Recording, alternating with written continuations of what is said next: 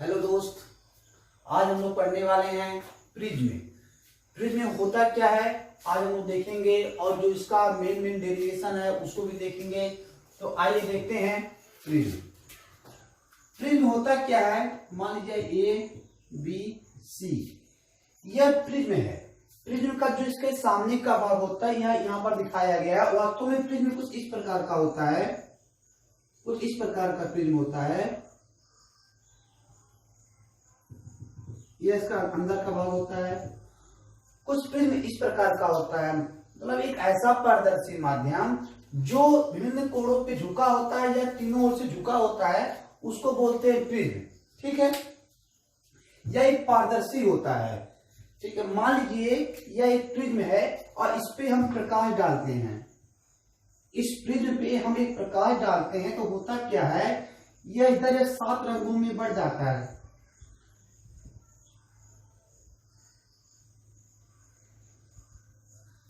जब हम प्रिज्म पे कोई प्रकाश डालते हैं तो वह प्रकाश 7 रंगों में बढ़ जाता है। इस घटना को बोलते हैं वर्ण विक्षेपण। यानी कि वर्ण विक्षेपण क्या होता है, वर्ण विक्षेपण। वर्ण विक्षेपण क्या होता है, जब हम किसी प्रिज्म पे कोई प्रकाश डालते हैं या सूर्य का प्रकाश डालते हैं तो वह अपने 7 रंगों में विभक्त हो जाता है। तो इस घटना को बोलते हैं वर्ण विक्षेपण। ये जो 7 रंग होता है एक क्रम वाइज से होता है। जैसे कि मान लीजिए नीचे वाला V होता है, I होता है, B होता है, G Y O I। इसको बोलते हैं विबग्योर। विबग्योर मीन्स क्या होता है, V से वायलेट, I से इंडिगो, B से ब्लू, G से ग्रीन, Y से येलो, O से ऑरेंज और R से रेड होता है। ठीक है, यानी कि V होता है I B G Y O R। Violet means बैगनी, वायलेट मीन्स होता है बैगनी। इंडिगो मीन्स होता है आसमानी, आसमानी होता है। ब्लू मीन्स होता है नीला,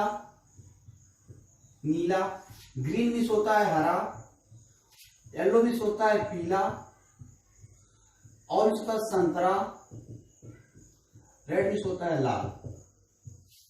ठीक, यानी कि कहने का मतलब क्या है, जो इसका रंगों का क्रम होता है तो इस प्रकार से होता है, बैगनी, आसमानी, नीला, हरा, पीला, संतरा या नारंगी, फिर लाल होता है। ठीक है, तो यह होता है रंगों का क्रम। या इसको बोलते हैं विबग्योर, जो कि एग्जाम में काफी बार पूछा गया है, 1 नंबर का यह क्वेश्चन है।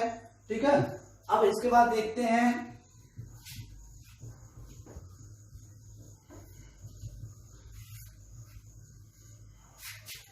प्रिज्म का अपवर्तनांक निकालना।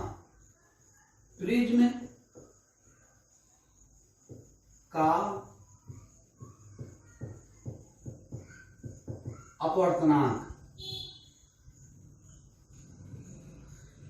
प्रिज्म का अपवर्तनांक क्या होता है, आइए देखते हैं। मान लीजिए यह कोई एक प्रिज्म है, यह उसका 2D फिगर है। यह एक प्रिज्म है और इस प्रिज्म पे इसको मान लेते हैं A, इसको B, इसको C। इस प्रिज्म पे एक प्रकाश कुछ इस प्रकार से आता है, फिर यह यहां से यहां जाता है, फिर यह इधर निकल आता है।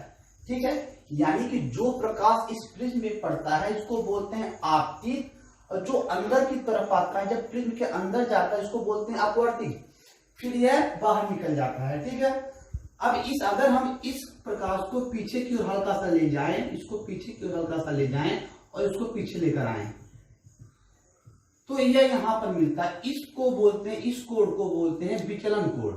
इसको डेल एम से डिनोट या प्रदर्शित करते हैं। यानी कि जो प्रकाश इधर आ रहा है, आपतित हो रहा है, उसको पीछे की तरफ लेकर जाए, इमेजिन करें तो होगा क्या, यहाँ पर एक कोण बनेगा, इसको बोलते हैं अल्पतम विचलन कोण। ठीक है, और इस कोण को ऐसे मिला दें, इसको ऐसे मिला दें, इसको ऐसे मिला दें, तो होगा क्या यह, तो यह होगा क्या, इसको मान लें O मान लेते हैं, इसको O मान लेते हैं, या फिर 1 मिनट, इसको यहां मिला देते हैं, इसको यहां मिला देते हैं, इसको ओ मान लेते हैं। ठीक, अब देखिए यहां पर इसको पीछे कर लें, इसको पीछे कर दें। एक चीज देखते हैं यहां पर, जब कोई किरण आपतित होता है उसको बोलते हैं आई या इंसिडेंट रे। यहां इसलिए मान लिए आई। ठीक है, चूंकि यही किरण इधर भी निकला है सेम वही, इसको मान लेते हैं आई डैश। ठीक, अब जो कोण मान लीजिए जो कोण अपवर्तित होता है उसको मानते हैं आर, इसको मानते हैं आर, तो इसको भी मान लेंगे यहां पर आर डैश। ठीक है, चूंकि एक चीज यहां देखते हैं, मान लीजिए एक रेखा दूसरे रेखा को कुछ इस प्रकार से काटता है, तो जो यह कोण होता है और यह कोण होता है दोनों एक दूसरे के बराबर होता है शीर्षाभिमुख कोण से। यानी कि जो शीर्षाभिमुख कोण होता है वह आमने और सामने का कोण बराबर होता है। मान लीजिए यह 100 अंश का है तो ये भी 100 अंश का होगा। ठीक, यानी कि अगर हम इसको दो भागों में कर दें, अगर यह 100 है तो पूरा 100 होगा। यदि इसको 80 मान लें तो जो बचेगा कोण वह 20 अंश का होगा, जो बचेगा कोण वह 20 अंश का होगा। ठीक है ना, यानी कि जो यह कोण बच रहा है यह हो जाएगा 20 अंश का। ठीक है, इसी प्रकार हम यहां पर देखें, जो यह वाली रेखा आई है और जो यह वाली रेखा गई है पीछे, तो अगर यह पूरा आई है और यह पूरा आर है, तो जो इतना कोण बचेगा, जो इतना कोण बचेगा वह आई माइनस आर होगा। ठीक है, जैसे कि मान लीजिए यहां पर यह 100 है और यह 80, अगर हमको इस कोण को निकालना रहेगा हम 100 माइनस 80 कर देंगे, यह कोण मालूम चल जाएगा। इसी प्रकार यह आई है और यह आर है, अगर हमको इसको निकालना है तो आई में से आर माइनस कर देंगे। ठीक है, फिर इसके बाद यहां पर जो यह आई डैश है तो ये भी आई डैश ही होगा, इसलिए यहां पर इसका जो मान होगा i dash minus are dash हो जाएगा। ठीक, यह i dash minus are dash हो जाएगा, i dash minus are dash हो जाएगा। ठीक, अब देखते हैं इसमें एक चीज और समझ लेते हैं। होता क्या, मान लीजिए यह कोई कोण होता है, यह एक कोई त्रिभुज है या इसका तीनों कोण है। ठीक, अगर इस रेखा को बाहर की तरफ बढ़ा दें इसको बोलते हैं बहिष्कोण, और जो बहिष्कोण होता है वह अंदर के दोनों कोणों के योग के बराबर होता है। जैसे कि अगर मान लीजिए यह 20 अंश है और यह 30 अंश है, तो जो इसका मान होगा वह 50 अंश के बराबर होगा। यानी कि कहने का मतलब क्या है, जो बहिष्कोण होता है वह अपने दूरस्थ दोनों कोणों के योग के बराबर होता है। यानी कि अगर इसका मान निकालना रहेगा तो इस कोण और इस कोण को हम जोड़ देंगे। ठीक है, इसी प्रकार यह जो कोण हुआ i dash minus are dash हुआ। ठीक, अब देखते हैं हम, अब आते हैं डेरिवेशन पे। ठीक, निकालना क्या है, प्रिज्म का अपवर्तनांक। ठीक है, अब देखिए यह जो डेल यम है, जो डेल यम है यह इसका बहिष्कोण है। यानी कि जो यह त्रिभुज बन रहा है, जो यह त्रिभुज यहां से बन रहा है, यहां से बन रहा है, इसको हम बाहर निकाल लेते हैं। कुछ इस प्रकार से है, कुछ इस प्रकार से है, ऐसे है और फिर ऐसे कुछ इस प्रकार से है। यानी कि इसका मान कितना है, आई माइनस आर है और i dash minus are dash है, और इसका मान डेल एम है। यानी कि जो डेल एम होगा, जो डेल एम होगा, इसको बोलते हैं अल्पतम विचलन कोण, वह इस कोण और इस कोण के बराबर होगा। ठीक है, तो यहां पर देखते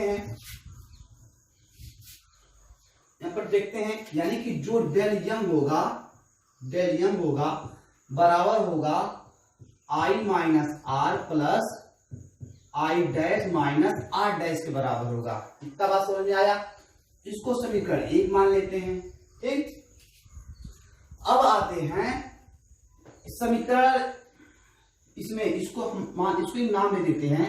मान लीजिए यह BC, इसको D कर दिए, इसको E कर दिए, इसको C कर दिए, इसको D कर दिए और इसको E कर दिए। तो अब देखते हैं त्रिभुज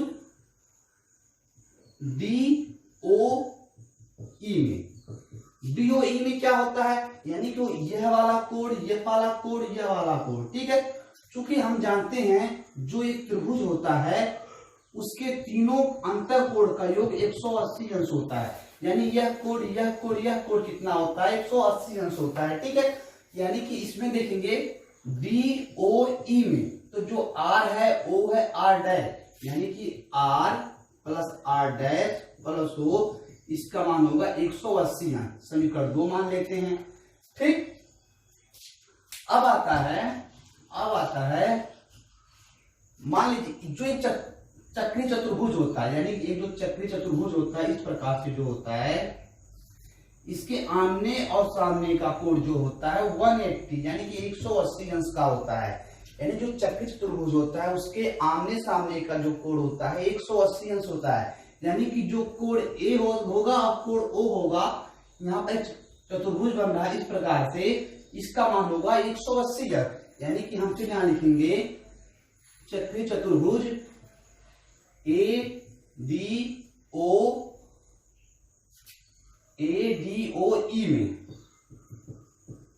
में इसमें क्या होगा, यानी जो A होगा प्लस O होगा उसका मान 180 अंश होगा। उसका मान यानी जो कोण A होगा और कोण O होगा उसका मान 180 अंश होगा। ये कितना होगा, 180 अंश होगा। ठीक, इसको समीकरण 3 मान लेते हैं। ठीक है ना, ये हो गया समीकरण 3। ठीक है, अब हम देख के आ रहे हैं समीकरण 2 और समीकरण 3 से, यानी कि इक्वेशन 2 व 3 से।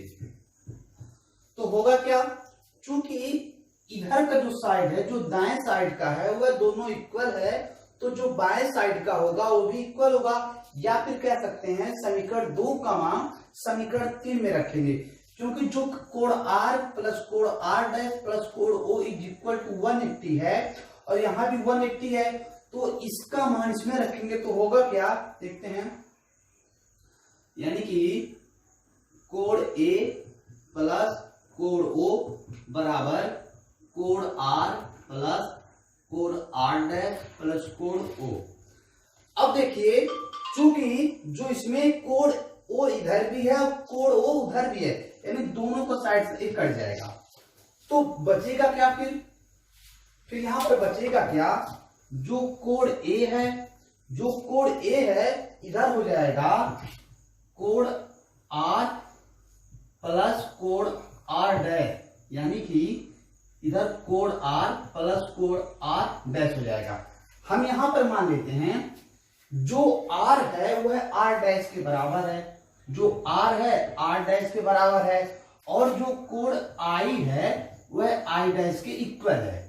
ठीक है, उसमें कोई भी अंतर नहीं है। तो होगा क्या, कोण A बराबर कोण R प्लस कोण R, यानी कोण A बराबर हो जाएगा 2 कोण R, या फिर कोण R बराबर इधर आएगा A/2 हो जाएगा।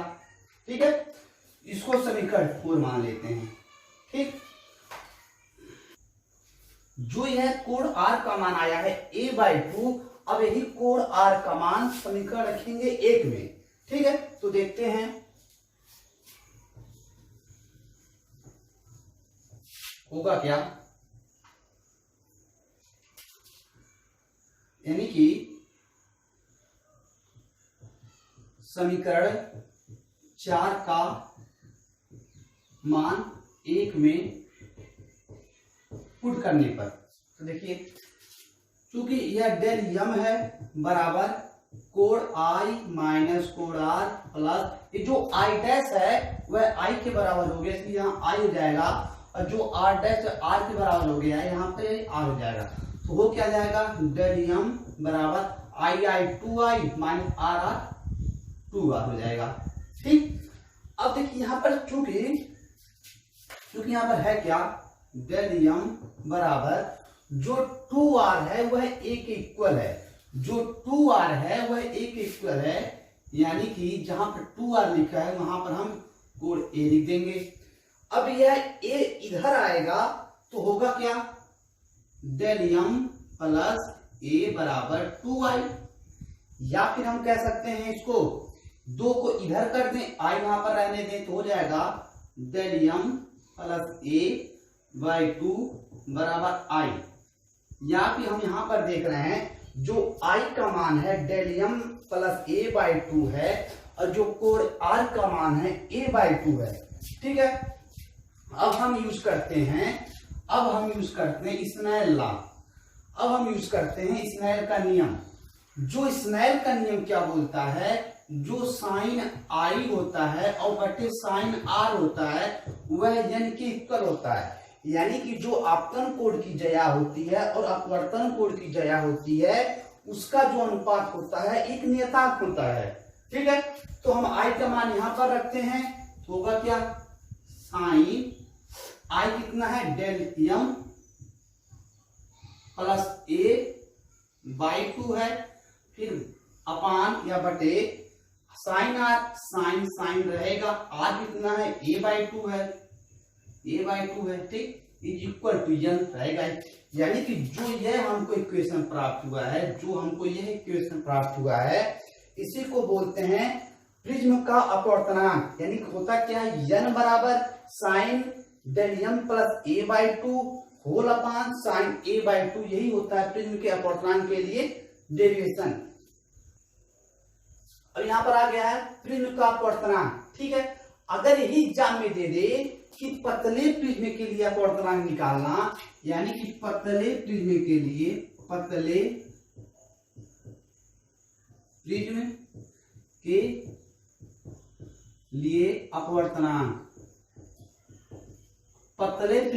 अपवर्तनांक क्या होगा, तो देखते हैं। जो n बराबर, जब प्रिज्म पतला हो जाएगा तो साइन को नेगलेक्ट करके छोड़ देंगे, यानी उसको छोड़ देंगे साइन, क्योंकि जो इसका मान होगा बहुत पतला, बहुत कम होगा। जब साइन लेंगे तो और भी ज्यादा कम हो जाएगा, नगण्य हो जाएगा। इसलिए क्या करते हैं, साइन को नेगलेक्ट कर देते हैं, तो बचेगा क्या, del m plus a/2 whole upon sine a/2। क्योंकि दो यहां भी है, दो यहां, दोनों कट जाएगा।